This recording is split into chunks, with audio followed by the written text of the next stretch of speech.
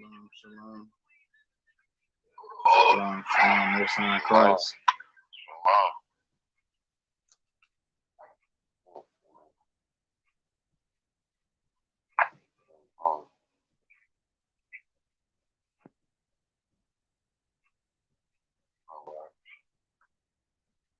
Shalom, shalom, Most High in Christ. I'm your host with the most in Judea here at One Nation Israelite School. With me, Solomon the Benjamite.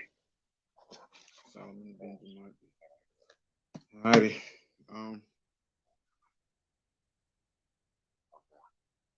Tonight might not be actually the full hour, but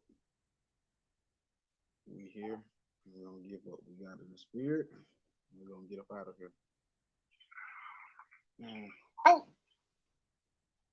pray you all been well. Sir. And, by the Most High. Most High is well, the Most High is providing all things that we need, but the Most High, keep your burdens and your yokes light. Lord is well. But in the midst of it, I want you to question yourselves. Question yourselves.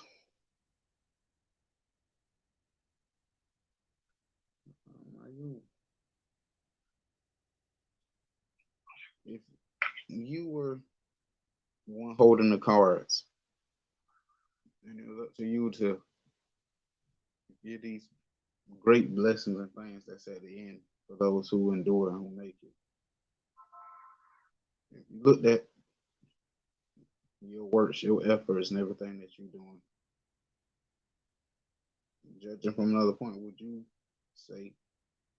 give yourself the reward?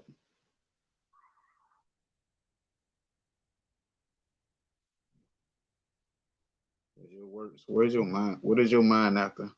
Are you fighting and constantly striving to keep these commandments? Are you constantly fighting and doing this truth? And are you really doing it with zeal and with fire? What are you doing with your time? The time that you got to build your name and build your spot in the kingdom. What are you doing with it? Shalom, shalom. What are you doing with the time to build? Ask yourself that question. You got to really take a look at yourself now.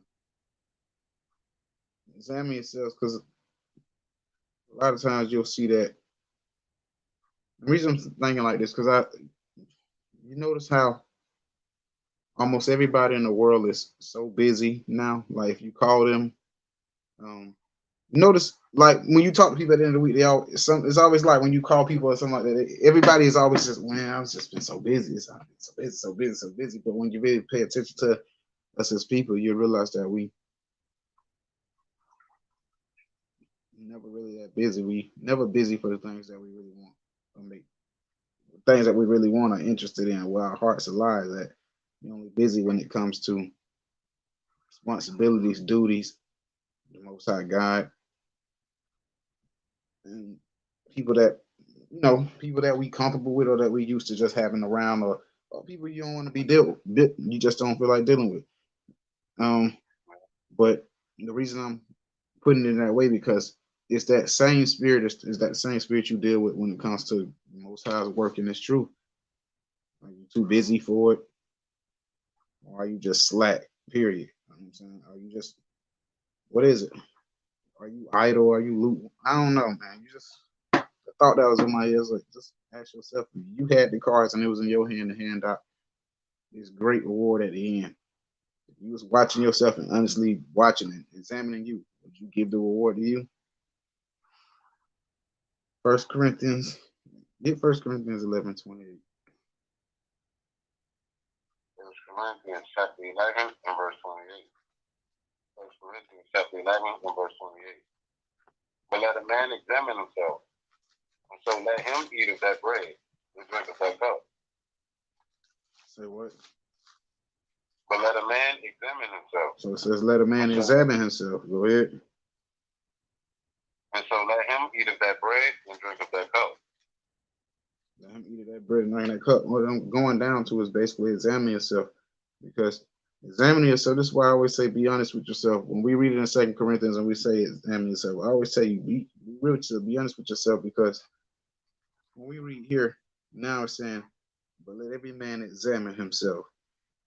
So before I even finish my thought, when it says examine yourself, examine the way that you deal when it comes to this truth, when it comes to the works of the Lord, when it comes to your walk. You're supposed to be faith and everything else. Examine yourself. Truly examine you. Go to the Proverbs. Hold this real quick. Examine your ways, but consider your ways first. But consider this: Proverbs 6:6. Is your ways lining up to this? Proverbs chapter 6 and verse 6. Proverbs chapter 6 and verse 6. Go to the ant, thou sluggard. It says, go to the ant, thou sluggard. Go to the ant, thou sluggard, and consider her ways. You know what I'm saying? Go ahead. All right.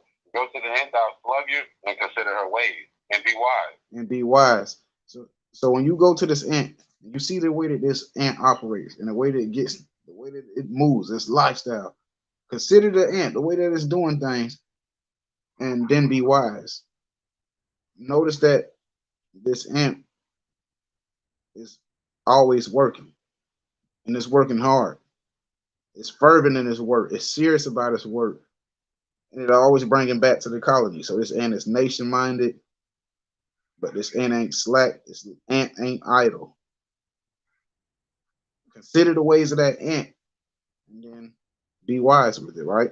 Read on.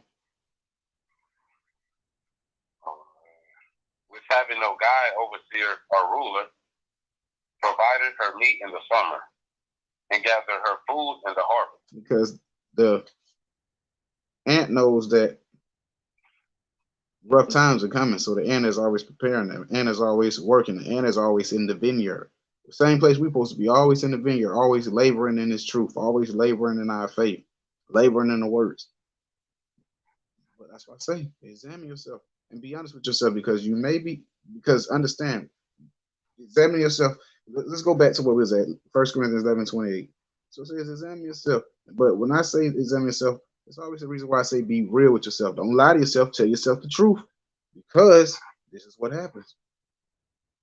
When you be false, when you false with yourself when examining yourself, this is what happens.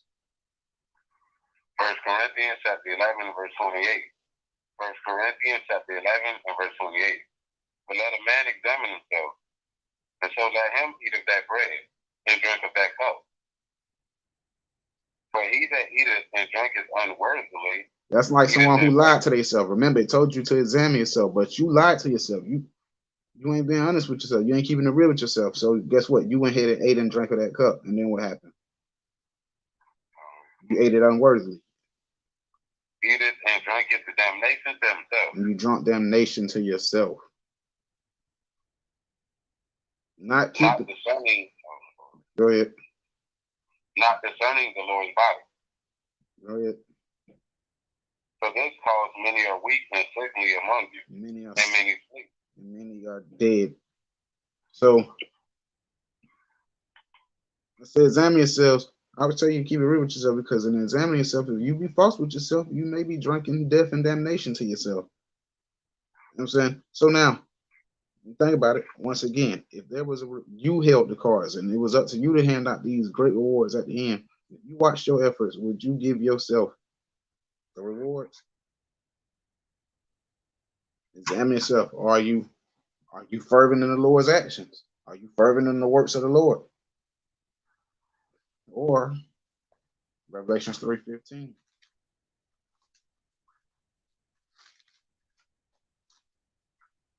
Revelation chapter 3 and verse 15. Revelation chapter 3 and verse 15. I know thy works, that thou art neither cold nor hot. I know your works. You ain't neither hot or cold. You ain't got no zeal, and you ain't just out there. What you just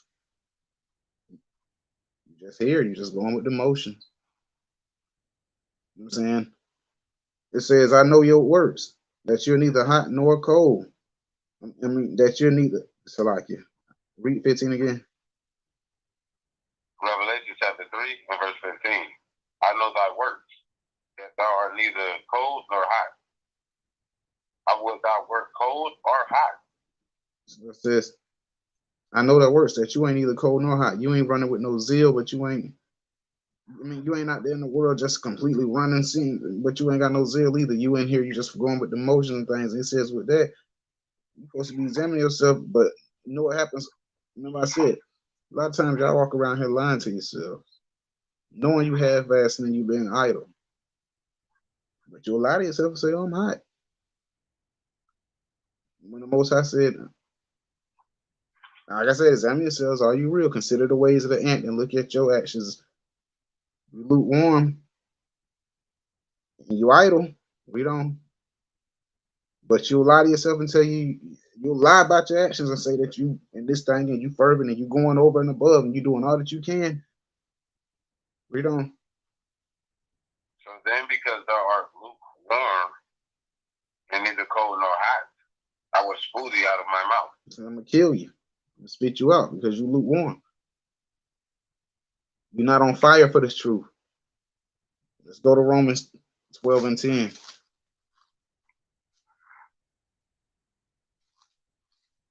Romans chapter 12 and verse 10. Romans chapter 12 and verse 10.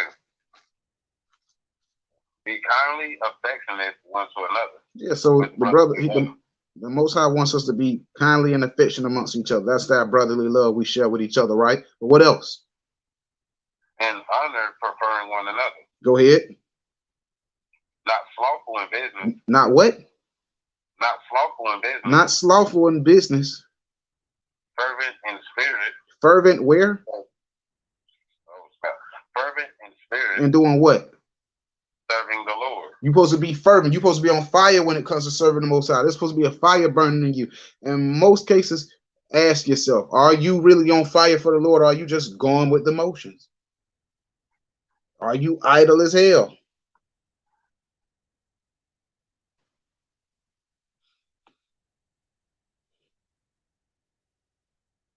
Go to Acts.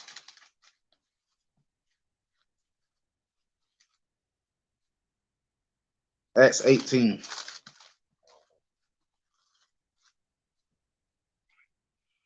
We're going to start at 18. When we say you talk about being fervent, being on fire, being, let me show this is, watch how Paul, this is how Paul was on fire for the Lord. He had a zeal that was burning, something that will get you in. He was hot. Most of us are lukewarm. We just cold. We just going through the motions. We idle as hell. Let me show you how Paul was. This is fervent. This is fire. Read. It's like you. Acts chapter 18 and verse 18. Acts chapter 18 and verse 18. And Paul, after this, there yet a good while, and then took his leave of the brethren and sailed thence into Syria. So he sailed off into Syria. Now, go ahead. And with him Priscilla and Aquila, having shorn his head in Centuria, for he had a vow. Go ahead. He came to Cepheus. Ephesus. That's Ephesians. Ephesus. He came to Ephesus and left them there. But he himself entered into the synagogue and reasoned with the Jews. So he went in there and then he reasoned with the Jews. So he went from one place now other to another. Now he going in there and reasoning with the Jews, meaning he's either correcting or bringing forth his strong reasoning with the Jews. So he went in there and basically went over scripts, talked with the Jews. Go ahead. But they desire him to tarry longer. And when they desire him to tarry longer time with them, he consented not. They wanted him to stay longer, but he said, I couldn't stay. Why? But bade them farewell, saying, I must by all means keep this feast that cometh in Jerusalem. So we reading Paul, he going from place to place, and he teaching and he telling them, and at the same time he's still like, hey man, even when they want him to stay longer, he done had a good time. But the brothers, hey man, I can't, because he was destined to what? Keep the feast in Jerusalem, keeping God's laws. He on fire for it. What we watching here, what we reading here, what I'm showing you is his life is evolved around the law, statutes, and commandments, and keeping God's commandments, and he's on fire about it. That's his passion is intensely in that. Go ahead. But I will return again unto you, if God will. If God will. Go ahead. And he sailed from Ephesus. So now he's leaving Ephesus, where the church of Ephesians is at. Read on. And when he had landed at Caesarea and gone up and saluted the church, he went down into Antioch. So he went where? He went down there, and then he saluted another church, and then he went where again? Read it. Okay. And when he had landed in Caesarea. Hold on, where we at? Because I got lost. 22. Go. All right. And when he landed at Caesarea, go ahead. When he had landed at Caesarea and going up and saluted the church, he went down to Antioch. Right. So what are we seeing? Paul constantly on the go. He fervent about the Lord's word. He's steady teaching police. He's steady greeting the brothers, and he's steady getting on his mission, but keeping his time that he may make the feast. Go ahead. After he had spent some time there, he departed and went all over the country of Galatia and Phrygia in order, strengthening all the disciples. Go ahead. And a certain Jew named Apollos, born at Alexandria, an eloquent man and mighty in the scripture, came to Ephesus. This man was instructed in the way of the Lord. This man was what? This man was instructed in the way of the Lord. And what else? And being fervent in the spirit, he spake and taught diligently the things of the Lord, knowing only the baptism of John. Right. This brother was fervent in the spirit. He came from others. The same thing. What I'm showing you is the fire that these brothers move with, the fire that they have for the Most High. There's a way that you would move, that you're supposed to move when you're serious about this walk, when you're serious about this truth. You're not supposed to be idle. We ain't supposed to be idle. Are you getting the reward? Would you give yourself the reward, or would you say, man, you bullshitted most of the time? You wasn't serious. You were just merely going with the motions. When we read here, Paul was on fire. He couldn't shut up. He couldn't stop teaching. He was on fire. He couldn't stop doing the work of the Lord. So now let's go to Acts 20.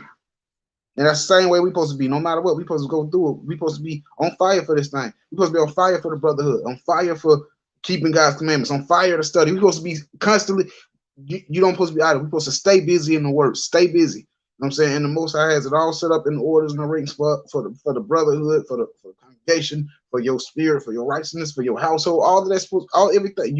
There's not supposed to be time for you to be idle, because idle, I'm going to show you what idle does in a second. Go to Acts 20. So we read and we see the zeal that our forefathers and ancestors moved with, how they was about the Most High's business. We're going to start at Acts chapter 20. And watch this. So we saw how we went there to show how another brother was fervent in the spirit for the Most High. So watch how Paul was moving again. Now Paul went, and there was an uproar that happened. We're gonna skim it. Well, nah, let's all right, bro. Let's do it like this. Go to we are Acts 9. Let's just start at 20. Acts 20, get verse 1. Acts chapter 20 and verse 1. Acts chapter 20 and verse 1. And after the uproar was ceased.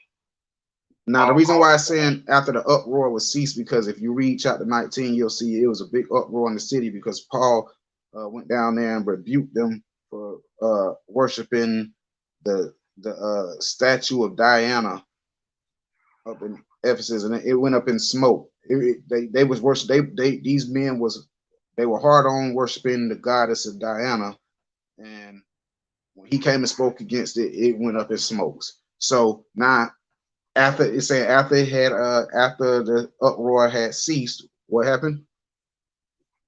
Paul called unto him the disciples and embraced them and departed to go into Macedonia. Right. And when he had so real quick, I want y'all to see that the whole city went up in confusion with Paul. That's why he's saying after the uproar. Let's get verse real quick.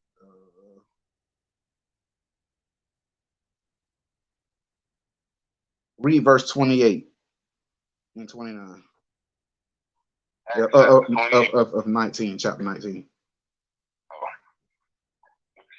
Acts chapter 19 and verse 28. Acts chapter 19 and verse 28. When they had heard these things, they were full of wrath and cried out. Right. So you want the things that he said. Matter of fact, get verse 27 just so they can get context a little bit. Because I'm gonna show you, Paul was on fire and he was stood for the Lord. And when you stand for the Lord, you can't tolerate foolishness. Even if you try to hold your tongue, sometimes the fire of the Lord gonna burn you it's gonna burn like a fire. We're gonna get that in a second. Let's read this. Read Acts 19, 27, 28. Acts chapter 19 and verse 27. Acts chapter 19 and verse 27. So that not only this, our craft is in danger to be set at naught, but also that the temple of the great goddess Diana should be despised, and her magnificence should be destroyed, who all Asia and the world worship. Right. So he's speaking against that false goddess Diana. Go ahead. And when they heard these things, they were full of wrath and cried out, saying, "Great is Diana of the Ephesians." Go ahead. And the whole city was filled with confusion. And having called Gaius and Archias, men of Macedonia, Paul's companions in travel, they rushed with one according in the theater. All right, according to the theater. So now you kind of it went up in smoke over there. So now after the uproar had ceased, Paul called and they went to Macedonia. Right now, jump down to verse 6. Verse 6. And Paul had laid his hands upon them. Chapter 20, verse 6. You said Acts 19, 6? Chapter 20, verse 6. Acts chapter 20 and verse 6. Acts chapter 20 and verse 6. And we sailed away from we sailed away from Philip after the days of unleavened bread, and came unto them into Taurus in 5 days, and we abided 7 days. And upon the first day of the week, when the disciples came together to break bread, Paul preached unto them, ready to depart on the morrow, and continue his speech until midnight. Right. See what I'm saying? Paul was in the spirit, man. Paul was fervent, and that's how you got to be. You got to have a love for this stuff. You got to find your zeal. Obviously, if you look at it, Paul, his mission, we know his mission was to go to the Gentile, but he obviously caught strength in some type of joy and strong brotherhood. This is why you keep hearing he goes here and he had a good time. When we get to speaking, he spoke for hours. All right. So it says he spoke till midnight, right? Yeah. Watch this. Jump down to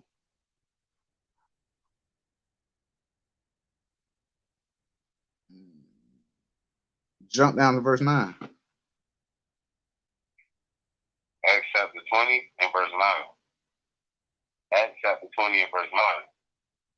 There sat in a window a certain young man named Accius, being fallen into a deep sleep. And as Paul was long preaching, he sunk down with sleep and fell down from the third loaf and was taken up dead. Damn. Paul, you see how long Paul was fervent. He was on fire. You see that he talked that thing till somebody fell asleep. Watch this. Jump to verse 19. So now no, let's jump down to verse 16. Acts chapter 20 and verse 16. For Paul had determined to sail by Ephesus, because he would not spend the time in Asia, for he hated, and if it was possible for him to be in Jerusalem the day of Pentecost. Go ahead. So we still see his zeal trying to get back to Jerusalem and keep the feast. Go ahead. And from Miltius he sent to Ephesus and called the elders of the church. And then what happened? Watch this. And when they would come to him, he said unto them, You know from the first day that I came into Asia. After that manner I have been with you at all seasons, serving the Lord with all humility of mind, and with many tears and temptations, which befell me by the lying and weight of the Jews. Right. He said, I served the Lord with much humility and tears, and he was fervent. You know, saying all the temptations which befell him by lying weight of the Jews. That's the same way that we gonna be. That's the same way we supposed to be, on fire with that zeal. You know what I'm saying? He said, I serve with humility and tears. Through humility, with humility, through tears, Christ he continued to serve. Read and then guess what? Still didn't know what would befall him. Jump down to verse 22. Verse 22. And now behold, I go abound in the spirit unto Jerusalem, not knowing the things that shall befall me there. I don't know what's going to befall me there, but I'm headed to Jerusalem. Read on.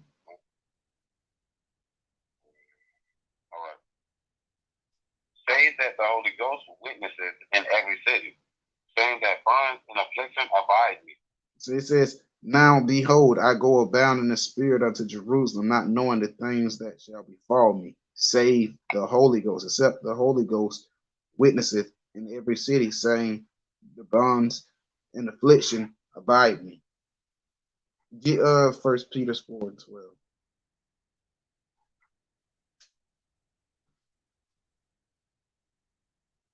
Peter chapter 4 and verse 12. 1 Peter chapter 4 and verse 12. Beloved, think it not strange concerning the fiery trial which is tried.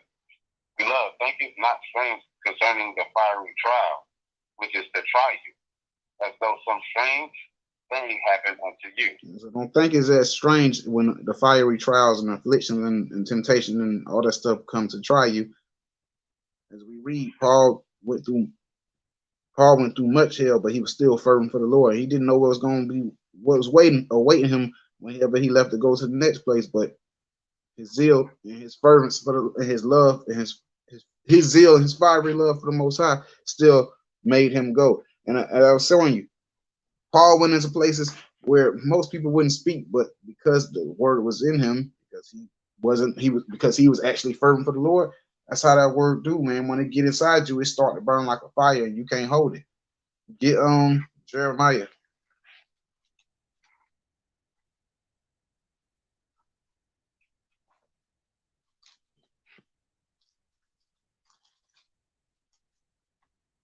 Jeremiah chapter 20, verse 9. Jeremiah chapter 20 and verse 9. Jeremiah chapter 20 and verse 9.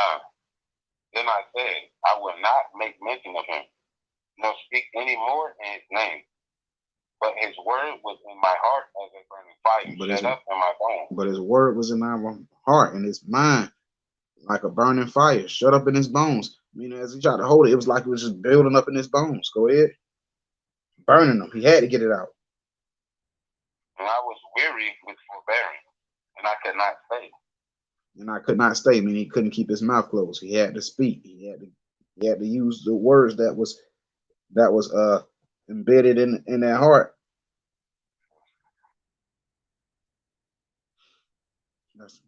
That's the point. We're supposed to be serving the Most High with much zeal, much fervent. We're supposed to be very serious about this thing. The Lord's truth ain't this walk ain't no joke. This ain't no thing that you can just be lackluster and just hang on the wall and just chill and go with the motions and all. No, you got to be in the action. Titus 2. What we looking for, the way that men, and listen, the women will follow if they can see that firmness, that seriousness in us. But this ain't a fake issue. You men, us men, we have to be serious. And I hope I ain't sound like women, but we as men have to be serious about this.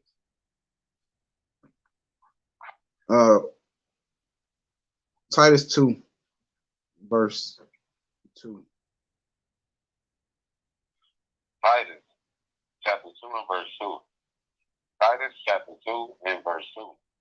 That the aged men be sober, grave, temperate, sound in faith, in charity and patience. It says that the aged man must be, the part we want out of there is grave. Grave means serious. You got to be serious. Jump down to verse 6.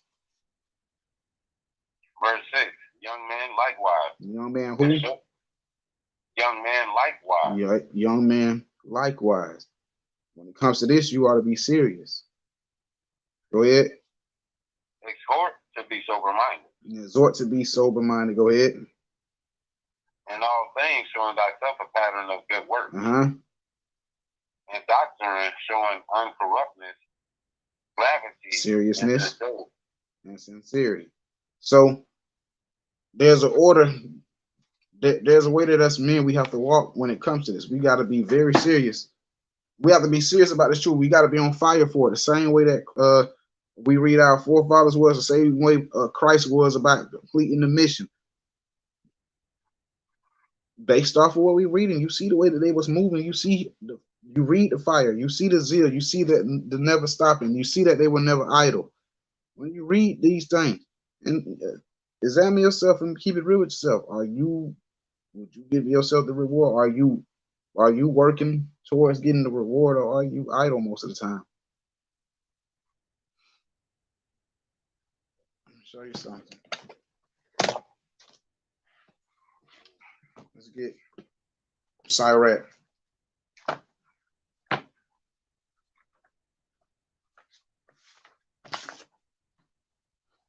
Hold on, as a fact, go back, get Titus real quick. No. You know the one we'll deal with that in a second. Titus.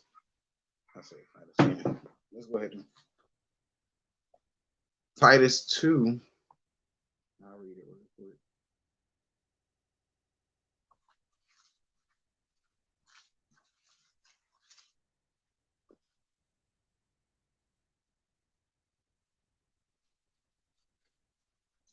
Okay. Now get one duck from this. So like it, y'all.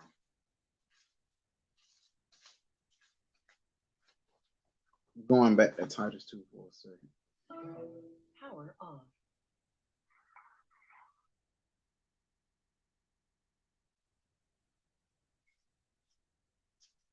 All right, let's go. Titus keep ducking me for some reason. All right. Yeah, I know, but it keep ducking me. Just read about the aged woman real quick. Titus chapter 2. Titus chapter 2 and verse 3. Titus chapter 2 and verse 3. The aged women, that's where you want to start. Yeah. The aged women likewise, that they be in behavior as becoming holy, not false accusers, not giving too much wine, teachers of good things, that they may teach the young women to be sober, to love their husbands, to love their children. Mm-hmm. To be discreet, fast, keepers at home, good, obedient to their own husbands. Right. That the word of God be not blasphemed. So when the women, y'all supposed to have zeal in that. You're supposed to be zealous about how to please your Lord, how to keep your house aright. Not idle. I'm telling you, when you idle on, These women, you're supposed to be constantly cleaning, constantly studying. I mean, constantly cleaning, constantly cooking, constantly studying, combing through classes, uh, ordering the house right. These are things that you do over and over. It don't even look like it need to be clean. Clean it anyways. It don't. You know what I'm saying? Cook. You know what I'm saying? You and set your eye, have zeal on keeping your Lord happy. You know what I'm saying? You that's the whole that's your that will keep you from idleness. But what and then you brothers, you already know, like I said, your order, man, is to be putting in this work, to be building, to be keeping the brotherhood strong, to be leading your households, uh studying constantly, putting in the works constantly. Like yo, and we understand that you got to provide for your family, but there's a time where, like I said, what are you doing? Are you keeping the world a state? Matter of fact, before we even get into work, let's just continue. Are you idle? Are you idle? What are you doing? What is most of the time? What do you do with most of your free time? The time that we tell people that we busy, you know, we really ain't busy. The time that what you really doing? Is the most I getting that? Like what? I can tell you for the most part, most of us we just be idle. We're not really doing nothing. We ain't doing much. We kind of just letting the time just go by. We just floating. We just chilling. Whatever the case may be. Class, come on, we'll watch class, or brother call and say let's read something. We'll read some. We study. We give the Lord like bare minimum study time. You see what I'm saying? We give the Lord bare minimum study time. We barely focus. So just question yourself. Read this real quick. Are you idle? Give me Sirach 33,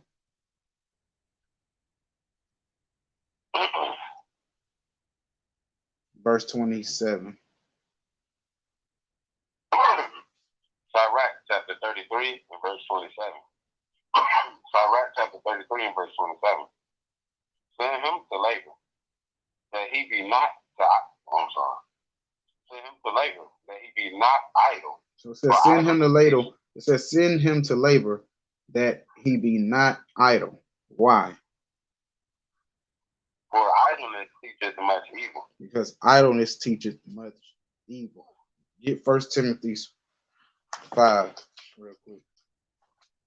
Idleness teaches much evil. When you ain't got nothing to do, I'm telling you, it's gonna teach you much evil. When you're sitting around, you're spending most of your time doing else what things, your mind just wandering and all that stuff, it's gonna teach you much evil. It's gonna teach you procrastination, it's gonna teach you slothfulness, it's gonna have you with a wandering mind, which could bring forth depression, stress, all that is being idle. That's what that thing does to you.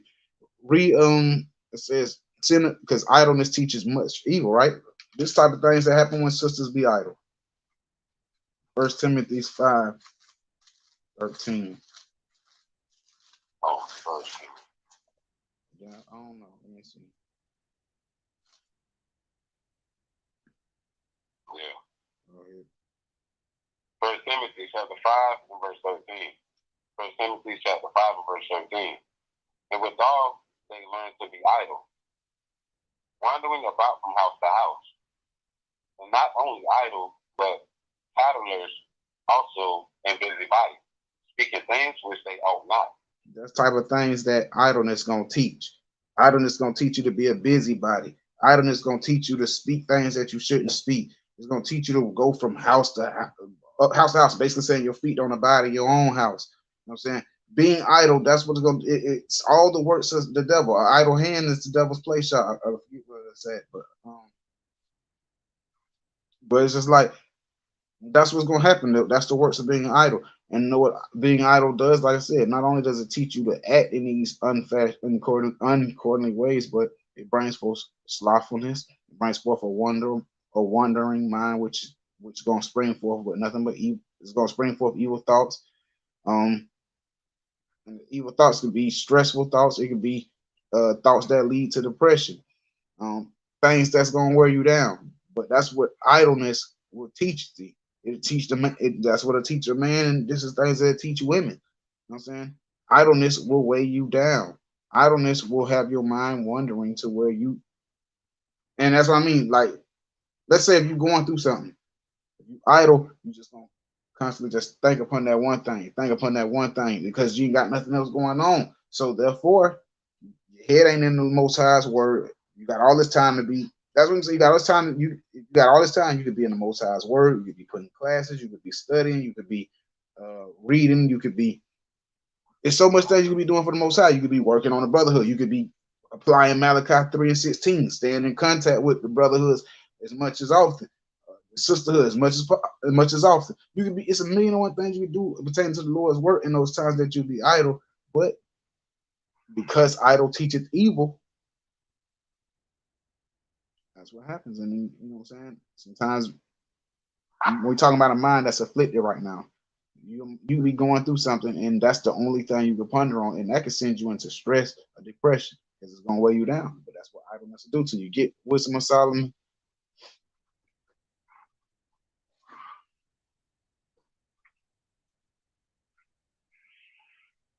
Wisdom of Solomon 9.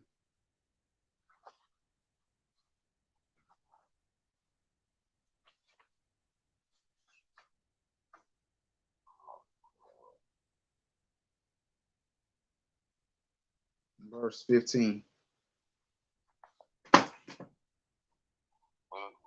Wisdom of Solomon, chapter 9, and verse 13. Wisdom of Solomon, chapter 9, verse 13. For what man is he that can know the counsel of God? So what? Who can think? Where we at? You say Wisdom of Solomon, chapter 9, verse 13? 15. Wisdom of Solomon, chapter 9, verse 15.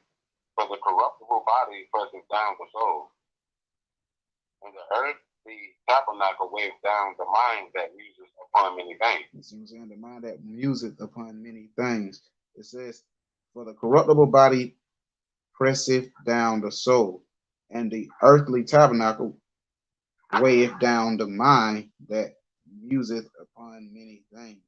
It says your mind museth upon many things. It's like your mind wander upon many things. You're stuck in thoughts. You know what I'm saying? And those thoughts is what I'm telling you about, that it leads forth to depression, stress. Also it can just make you, it just comes from basically that time when you sitting there, it can lead to procrastination, which can cause you to be slack. So that's something that comes from being idle. See what that's talking about real quick. Ecclesiastes 10:18.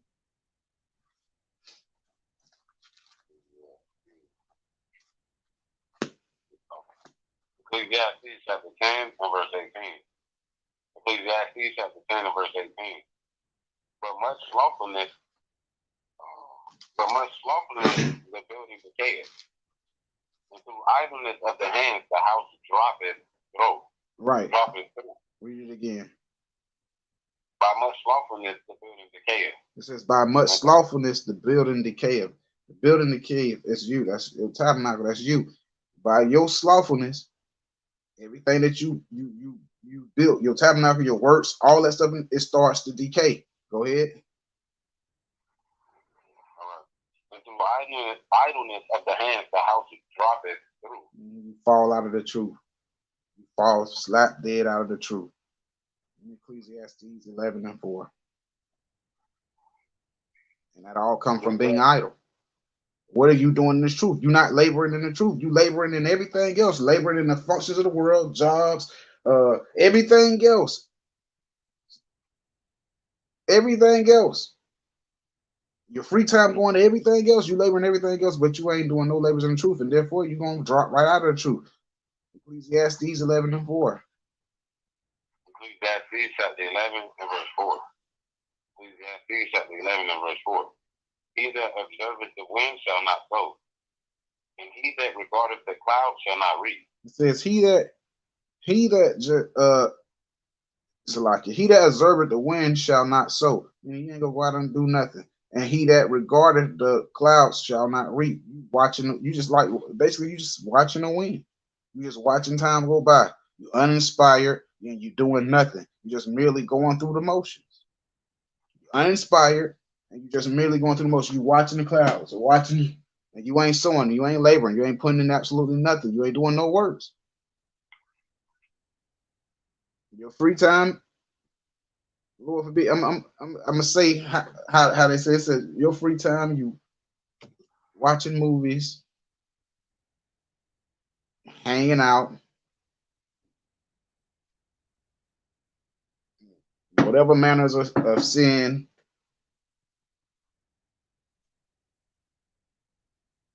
You just doing what you want to do. You stressing out bills, sleeping, video gaming, anything. It's everything except the labors. We talking about when you talking about whatever the case may be. You doing everything except, and I'm saying your mind is everywhere except in this truth, in this vineyard, self in the Lord's vineyard. In other words, your mind may be everywhere else, and that's where your idle time. You know what I'm saying? Sometimes your idle time just be people just sitting around, but in a lot of cases, that extra time it goes elsewhere. Most High gets the bare minimum. It says the person that verse 4, he that observeth the wind shall not sow, and he that regardeth the clouds shall not reap. The person that's sitting by just watching time go, uninspired, doing nothing, you just barely going with emotions, your heart tied up in the troubles and cares of the world. It's causing you to be slothful. In the scriptures, go to Proverbs 19. Proverbs 19,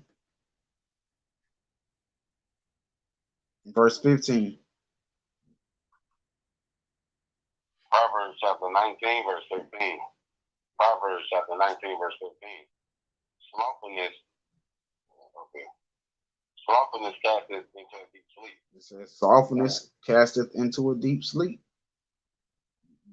Time passing by, you crowing. That's what happens. You get caught up in the cares of the world. Your mind get caught up in everything else. You start laboring in the vineyards. You start doing work, and then you start actually doing works and actually serving the Most High with fire and zeal, and actually being about it. And then next thing you know, you start taking off and you start slipping. Next thing you know, you ain't putting no labels in. Then you start slowly slipping off into a sleep. And then next thing you know, you go off into a deep sleep. Slothfulness casteth into a deep sleep. And then what else?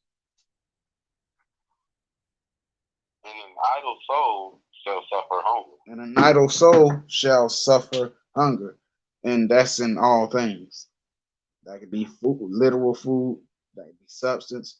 That could be wisdom in God's word. No increase. No increase because your laboring ain't in the words Lord. I mean, Salaki. Your laboring ain't in the words, the Lord's word. It ain't in the Lord's vineyard. How can you expect to? And that's what you see. I say when it says you start to fall into deep sleep, because when you go into sleep, you go into unconsciousness. That also in unconsciousness, you also become forgetfulness. You ever seen somebody get knocked out? They don't know where the hell they at. They've been unconscious. So you become forgetful. Sometimes they might not, don't get me wrong, sometimes they wake up ready to get knocked the hell back out because they was not, but you get what I'm saying? It's like, but anyway, what I'm saying is there's no increase for the slothful. Being slothful will cast you into a deep sleep, and the idle soul will suffer hunger, and that's in all things, God's wisdom included, because your labors ain't in that vineyard. That's for those people who your cares is only upon the world. It may be upon just your business. It may be just be upon a business, money, whatever the case may be, or your job, whatever. If that's what it is, because that can make you idle to the Most High too. That can make you slothful to the Most High too. You know what I'm saying? That can make you remember where your heart, where your treasure is, your heart will be. That's where you will be. Go to. We're doing too much. Yeah, sorry, 38. That slothfulness cast to a deep sleep, and the idle soul will suffer hunger. And that's in all things, in God's laws. because you can be idle when it comes to the Lord's work. Let's get Sirach 38, 25. Sirach chapter 38 and verse 25. Sirach chapter 38 and verse 25. How can he get wisdom that holdeth the plow? How can he get wisdom that holdeth the plow? Go ahead. And that glorieth in the God. In the gold. And that glorieth in the gold. That driveth oxen and is occupied in their labors. And So- whose talk is a fuller. So it says, how can he get wisdom that holdeth the plow? Meaning you holding the plow, you at work. It says, and that glorieth in the gold, glorieth in that the labor and of work. And it says that driveth oxen. You know what I'm saying? This is talking about labor. You know, we don't drive oxen a day, but the oxen driving a day would be you laboring in something else, going to jobs, your business, whatever the case may be. He says, how can one get wisdom that holdeth the plow and glorieth in the gold, that driveth oxen and is occupied in their labors? Meaning that's you always at work. That's the only thing you occupied in work. And it says, and whose talk is of bullocks, meaning your talk is about works. So how can you get wisdom if how can you get God's wisdom if all you do is work and the only thing your conversation ain't even about the scriptures? All you talk about is work. See what I'm saying? So how can you get wisdom when your labors ain't in the Most High's word and your conversations ain't in the Most High's word? You can't get wisdom like that. You know what I'm saying? You idle in the work of the Most High. You fervent in going to keeping the white man's kingdom running. You fervent in that. You fervent in that, but you in the Most High's work now. Go ahead. 26.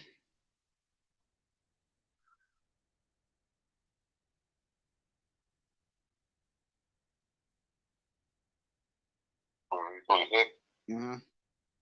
Oh, okay. I thought you was going somewhere else. He giveth his mind to make. Okay, he giveth his mind to make furrows, and his diligence to give the king fodder. So every carpenter and workmaster that labors night and day, and they cut and glaze fields, and are diligent to make great berries,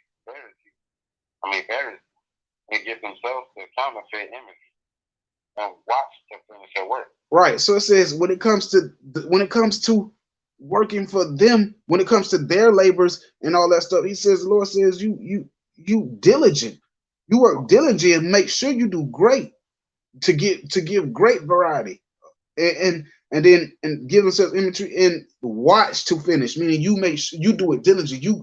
This something when you start it, you make sure you finish it. You watch it diligently. The Lord saying he see how you go all out for that. But how can you get his wisdom if you like that for that? But when it comes to his works, it's secondhand, it's back burner, it's going through the motions. It's no fire, no zeal. You ain't got no fire, no zeal when it comes to the Lord's work. But when it comes to working for your working, going for, you all up, you all out. It says, the Lord sees that. You won't do it for the Most High. You won't do it for the Lord's knowledge, for the Lord's work. But you'll do it for them. And then that, verse 34. Verse 34. But they will maintain the state of the world. You will do what? But they will maintain the state of the world. You will maintain the state of the world. And all their desire is in the work of their craft. And all your desires is in the work of your craft. We see what the Lord says. I'm watching. I see you. Trust me. I try to range of the heart. I know that you are not that busy. I got your whole day planned. Your plan was right here. You ain't that busy, but you just ain't got time for me. You just ain't on fire for me. You on fire for everything else. You stuck in the cares of the world. Your life is miserable. But when it comes to pertaining to the ways of the world, you will live miserable to maintain the state in the world. But when it comes to the Most High,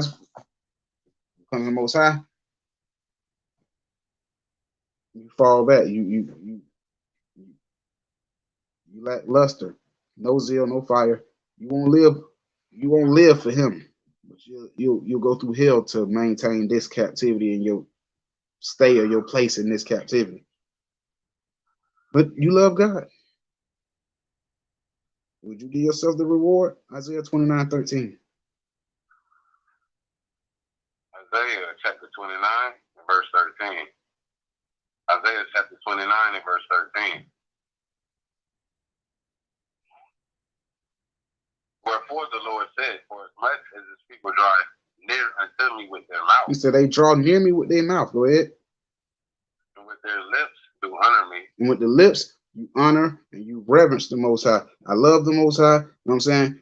We read these classes, we study, we watch classes, we study, we read, but your life in the way that you move for the Most High is slothful, it's slack, it's idle, it ain't fervent. You're not on fire, you don't have that desire. It's not like you like this is you don't treat this like this is life and death. You treat this like well, the Most High, he understand, he'll get whatever I give him. And meanwhile, you run around here, you everything else you like a chicken with his head cut off to meet every other thing else when it comes to life. When it comes to studying, if it happens, it happens. When it comes to the brotherhood, I talk to you when I talk to you. When it comes to the sisterhood, I talk to you when I talk to you. Bills got to be paid on first. I gotta hurry and get that done. Gotta get right. Hurry up. Free time. Hey man, I'm about to go holler at the brothers, man. See what they studied today. Ain't that's it? Ain't when you walking out there, you look just like the regular people. When I mean in your demeanor, it ain't a serious demeanor. It ain't about the most. When foolishness come up, you ain't standing strong. Some of you got to be forced into studying. You got to be reminded to study everything else, but you want the reward.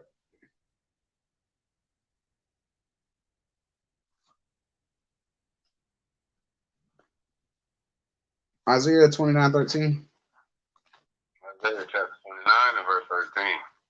Isaiah chapter 29 and verse 13. Wherefore the Lord said, for as much as his people draw near me with their mouth, and with their lips do honor me, but have removed their heart far from me. Your heart's as far from me. It's tied up in the world. It's tied up in your bills. It's tied up in your jobs. It's tied up in your business. It's tied up in everything else.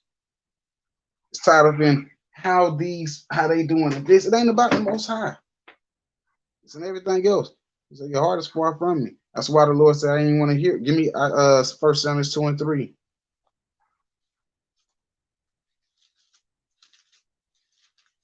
First Samuel chapter 2 and verse 3.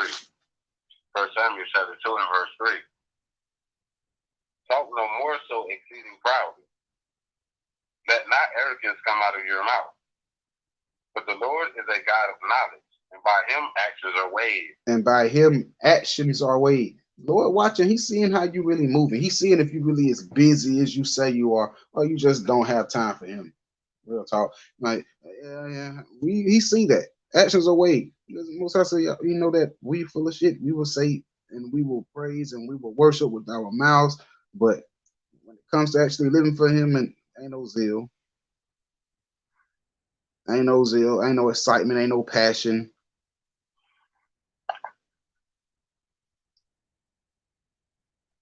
Serving the Lord is burdensome. That's how y'all. It's like, and when I say y'all, that's how y'all take it. For those who get hit, it's for you. So, 1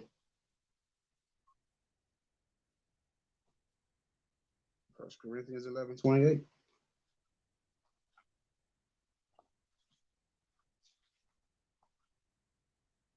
First Corinthians chapter 11 and verse 28.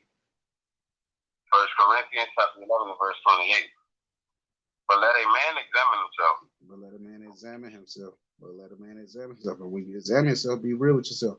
Are you, if you was watching the way that you moving, and it was up to you to give a reward like none other, would you give yourself the reward according to the way that you move? Are you actually going over and above? Are you actually moving with fire and with zeal? Are you passionate about it? Do you love this thing seriously? Or are you just going with the motions, merely going with the motions? You know what I'm saying? You need to be checked. Look at yourself. Got to be forced to study, reminded to study. You got to be. You gotta ask yourself, what would you be? Would you be? What, Salaki, would you give yourself the reward according to the way that you're moving? Or would you say, man, damn, you need to put some pep in your stuff. You need to act like you really want to do this. Act like you're excited about this. Act like you actually care.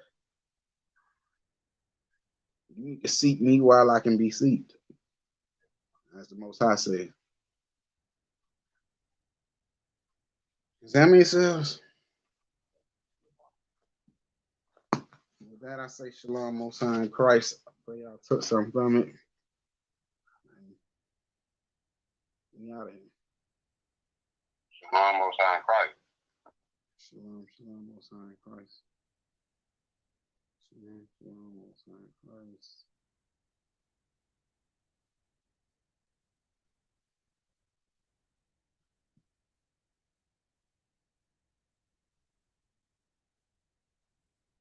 Shalom, shalom. Shalom, most high in Christ.